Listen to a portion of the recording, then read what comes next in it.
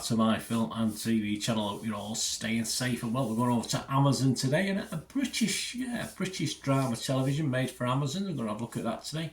Interesting. I'm doing this just as Wimbledon's finished, and this is about tennis. So, well, it's not really about tennis, but that's the backdrop to it, of course. So don't be worried if you don't like tennis too much. That's by the by. It could have been other sports, but it sort of works for this one. So please, we'll have a look at something called 15 Love. There you go. Of course, it's to do with tennis, isn't it?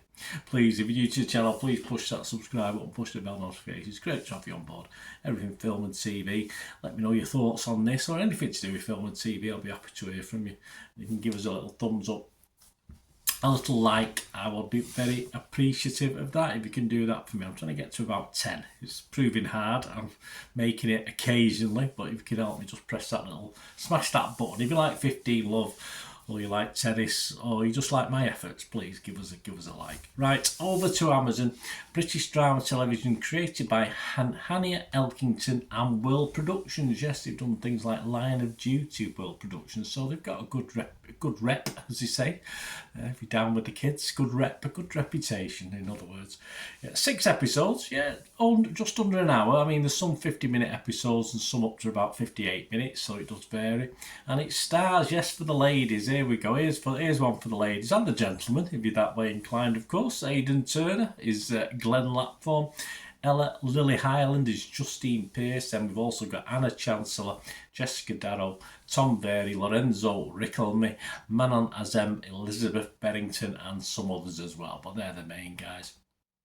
And it's released on Amazon Prime on the 21st of July, and I'm recording this on the 22nd of July 2023, so there's not a lot of feedback, not a lot. I've got some critics, but there's not a lot of scores. There's no Internet Movie Database scores, there's no Rotten Tomatoes scores, but I think based on what critics have seen, I think I'm agreeing with them on this one. What's it about? Well, here we go. A former tennis prodigy makes an explosive allegation against her former coach, with whom she reached the semi-final in the French Open. 5 years on from a bad injury, she has entered therapy with a new psychologist whilst she is still coaching a new prospect. Let's look at some of the critics. Lucy Mangan, she's sometimes a bit down on things, Lucy, but she likes this. It says it's an effective study of how deeply truth can be obscured by unpalatable parts of it, by deliberate and unconscious subterfuge, I don't know if you swallow the thesaurus, by ambition, deflection, denial, our willingness to believe only good things of likeable people and only bad of the dislikable. A complicated business being human.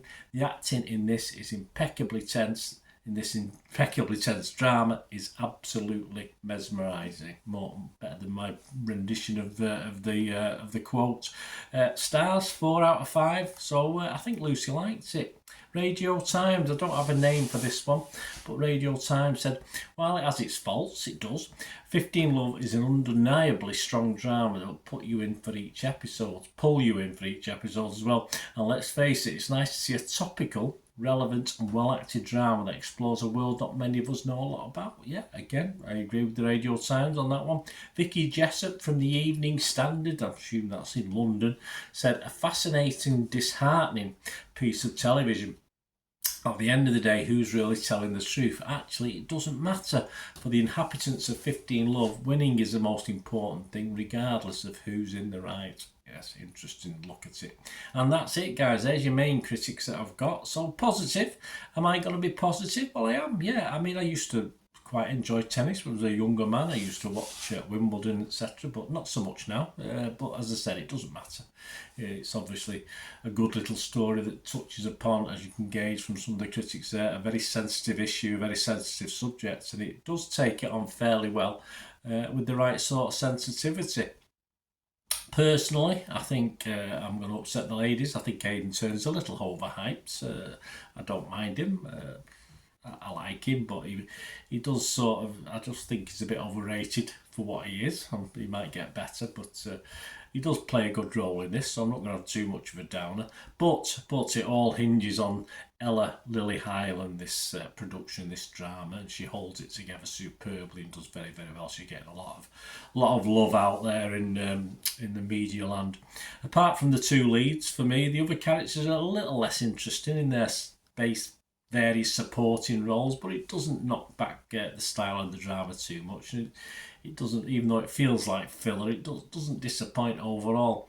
There's a drip of information throughout this series with flashbacks as it progresses from a seemingly jilted girl family getting angry, jealous, trying to get her own back, to something far more serious, of course, as we get drip more information. The flashbacks need careful watching. As you know, I do tend to try and do other things while I watch TV series, but it's quite difficult with this because it's only 5 years back. The actual characters haven't changed that much, so I had to try and concentrate sometimes on the flashbacks, or I might have missed it when it came up on screen where it was, etc. But it did add, of course, it had to be done this way to help our interpretation of what had happened or what may have happened those years ago and subsequent years, etc. I think it could have dug a little bit deeper, gone a little bit darker because of the subject it was covering. The subject matter is extremely serious, of course, and very relevant, as pointed out by the critics before. But nonetheless, I think this, you can't say lighter, but in a less involved way, is still effective. And I thought the 6 episodes was also about right. And as I said, even though there's character filler in it, where some characters are just there to fill voids, if you like, or move the story along, it still seemed about right with the 6 episodes. So I was very reasonably impressed with this. I did, as I say, a very touchy subject, and it dealt with it very well. Got to say, it could have been a bit more serious in the way it did it, but it gets away with it.